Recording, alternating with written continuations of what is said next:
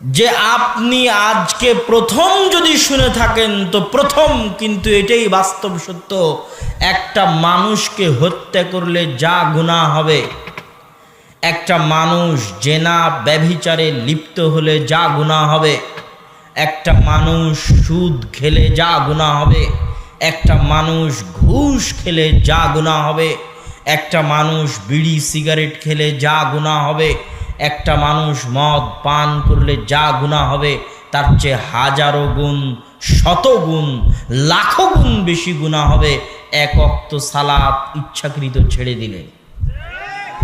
যদি প্রথম শুনে থাকেন তো প্রথম, কিন্তু কথা ঠিক।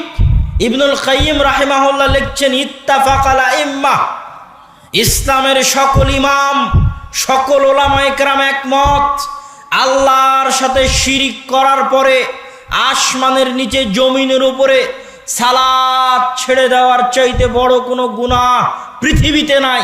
মানুষকে হত্যা করার গুনাহের চাইতে শত গুণে বড় গুনাহ সালাত ছেড়ে দেওয়ার গুনাহ, সুদ খাওয়ার চাইতে শত গুণে বড় গুনাহ সালাত ছেড়ে দেওয়ার গুনাহ, জেনা করার চাইতে শত গুণে বড় গুনাহ সালাত ছেড়ে দেওয়ার গুনাহ, বিড়ি সিগারেট মদ পান করার চাইতে শত গুণে বড় গুনাহ সালাত ছেড়ে দেওয়ার গুনাহ।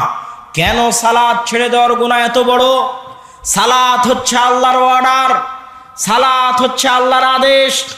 আকিমুস সালাত, দুনিয়ার মানুষ নামাজ পড়ো, এটা আদেশ, এটা অর্ডার। দুনিয়ার মানুষ সুদ খায়ও না, এটা নিষেধ। দুনিয়ার মানুষ জেনা করিও না, এটা নিষেধ। দুনিয়ার মানুষ মিথ্যা বলিও না, এটা নিষেধ। দুনিয়ার মানুষ বিড়ি সিগারেট মদ খায় না, এটা নিষেধ।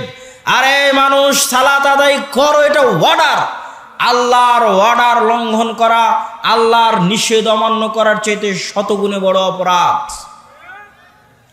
আল্লাহর আদেশ অমান্য করা, আল্লাহর নিষেধ লঙ্ঘন করার চাইতে শতগুণে, হাজারো গুণে, লাখো গুণে বড় অপরাধ। আল্লাহ বলছেন সুদ খায় না, আল্লাহর নিষেধ। আল্লাহ বলছেন মানুষ নামাজ পড়ো, দিস ইজ অর্ডার, এটা আদেশ। এই জন্য রাসূল সাল্লাল্লাহু আলাইহি ওয়াসাল্লাম বলেছেন, আহাব্বুল আ'মাল ইনদাল্লাহ আল ফারাইজ, আল্লাহর নিকটে সবচেয়ে প্রিয় আমল হচ্ছে আল্লাহর অর্ডার, মানে যে ফরজ, যেটা ফরজ অর্ডার, ওটাই আল্লাহর কাছে সবচেয়ে প্রিয়। ওই কোটি টাকা দানের দরকার নাই, 5 ওয়াক্ত নামাজ পড়ো, মানে আল্লাহর অর্ডার মানলা, ফরজ অর্ডার, তুমি আল্লাহর সবচেয়ে বেশি প্রিয়।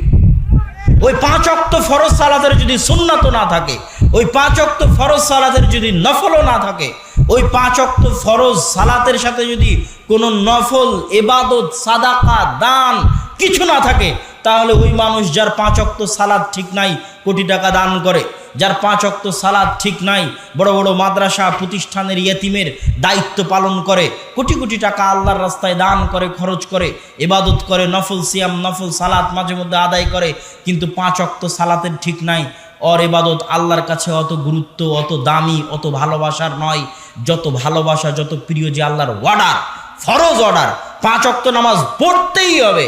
এই ফরজ অর্ডার যে মানে শুধুই যদি 5 ওয়াক্ত সালাত আদায় করে, ও আল্লাহর কাছে সবচেয়ে বেশি প্রিয়। ও কি আল্লাহ সবার আগে জান্নাত দিয়ে দিবে যে তুই সবার আগে জান্নাতে চলে যা?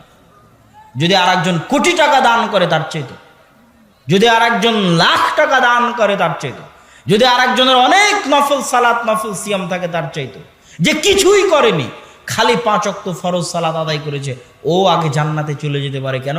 ও কি মেনেছে বলেন তো? আল্লাহর অর্ডার, ফরজ অর্ডার মেনেছে। এটা আল্লাহর কাছে খুবই খুবই ভয়ঙ্কর যে মানুষে আল্লাহর অর্ডার অমান্য করবে, নিষেধ অমান্য করছে, অজুহাত পেশ করুক। আল্লাহ মনকে রক্ষা করতে পারেনি, জেনায় লিপ্ত হয়ে গেছে, মাফ করে দিন। আল্লাহ টাকার অনেক দরকার ছিল, ঘুষ খেয়ে নিয়েছে, মাফ করে দিন। অজুহাত পেশ করে আল্লাহর কাছে মাফ চাইতে পারে মানুষ, কিন্তু সালাত কোনো অজুহাত শুনবে না। কোনো অজুহাত পৃথিবীতে মানুষ পেশ করতে পারে, এই রকম কোনো অজুহাত আল্লাহ বাকি রাখেননি যেটা সালাত ঠেকাতে পারে।